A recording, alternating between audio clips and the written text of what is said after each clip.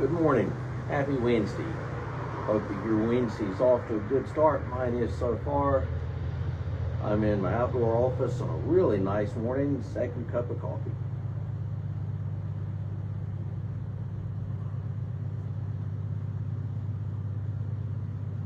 If you remember last week, I began, I don't know, maybe 3, 4, Wednesdays that I'll be out here talking about things that aren't Christian. That ain't Christian, as we may say. Last week I started off referring to reincarnation. That is a part of some Eastern religions, ones that I know for sure, Hinduism, Buddhism, but it's not part of Judaism or Christianity. It's just not part of our belief system. And so for today, we'll look at something else. Several years ago, I had a friend of mine who was a Christian, said that she believed that, and this was in defense of psychics and mediums and tarot cards, etc., that some people just had a gift. That some people had a gift from God for being able to tell fortunes. So for today,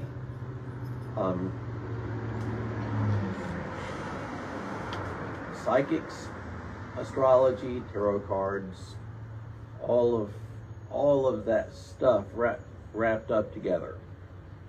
That ain't Christian. It'll take me a few minutes to flesh this out, so bear with me.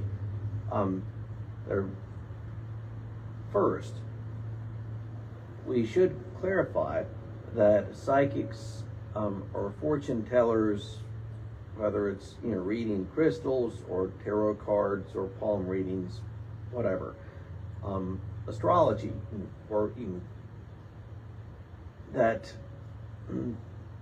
those aren't prophets. That a fortune teller in that sense is not a prophet. Prophets are called by God, and they are gifted by God, and they speak for God. And when asked, they say, all I'm doing is I'm speaking for God. And we need to understand that a prophet, in the biblical sense, is primarily just somebody who speaks for God. Sometimes it's involved an element of predicting the future, but the point wasn't simply to predict the future.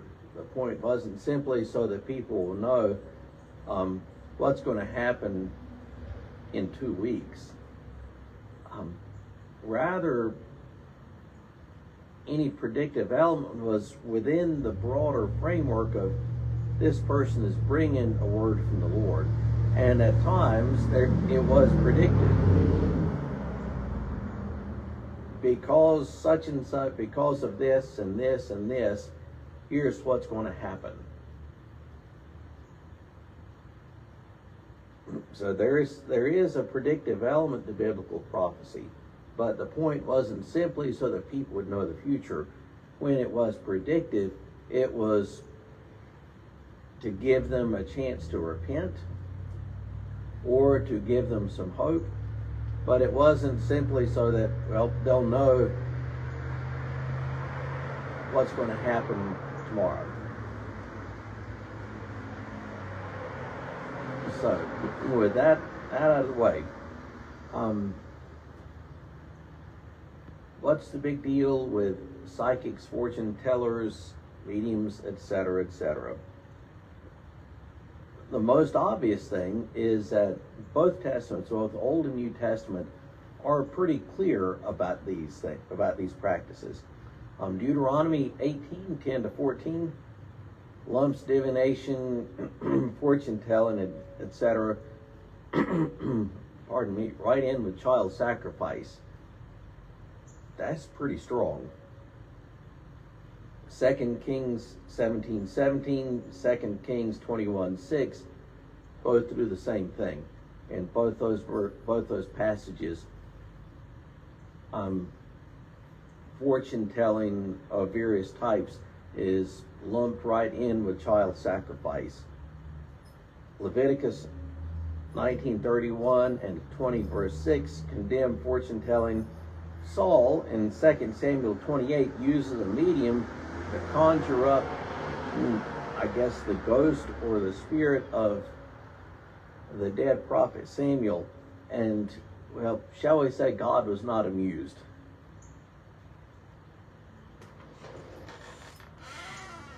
Pardon me, you've got to let the boss out every now and then. Isaiah 47 mocks astrology.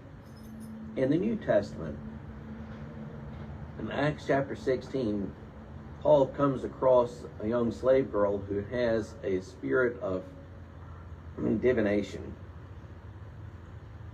She's got an unclean spirit that enables her to tell the future. And he casts the spirit out, which sort of puts him on the outs with her owners, with her masters. Revelation several times refers to sorcerers or mediums, etc., as among those who will be left out of the city at the end. So the first thing, like I said, numerous places, it's pretty clear, don't do that. So second issue with the mediums, psychics, fortune tellers, whatever, they can be dangerous in this way.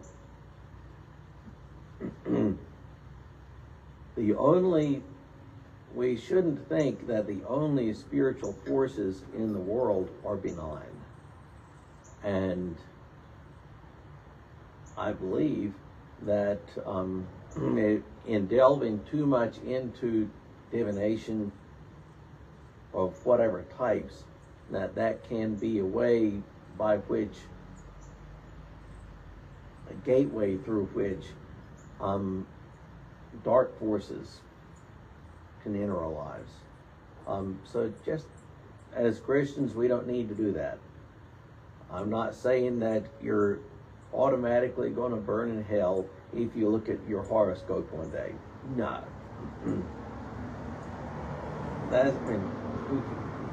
I've done that. And if you look at it just out of curiosity, no problem. But if you begin planning your life around that, that is a problem. And then the last thing, it's this. When we turn to mediums or psychics or astrology, all of these different means by which someone can purport to tell the future, in doing that, we are in essence cheapening our faith. In doing that, we are saying that we really don't trust God.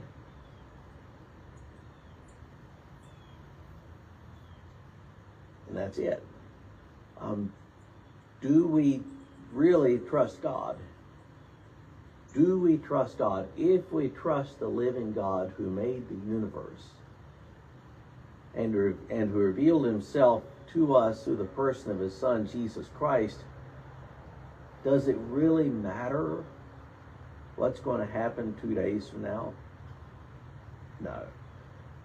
It is a cliche, but it still bears repeating, that it's better to know the person who holds the future than to know what the future holds. So we can't know what's going to happen next week.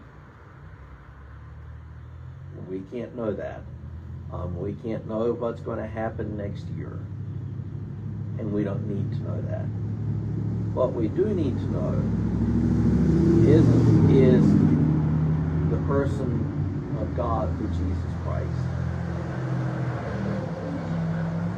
So in terms of knowledge, it's not so much what we know about the future, but who we know. So leave aside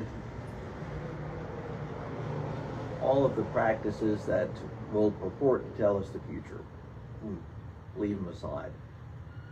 First, the Bible is pretty explicit. Don't do that. Second, it can be dangerous. And third, it sort of reveals a lack of faith. The most important thing isn't knowing the future, it is knowing the one who holds the future. With that, have a great rest of your Wednesday.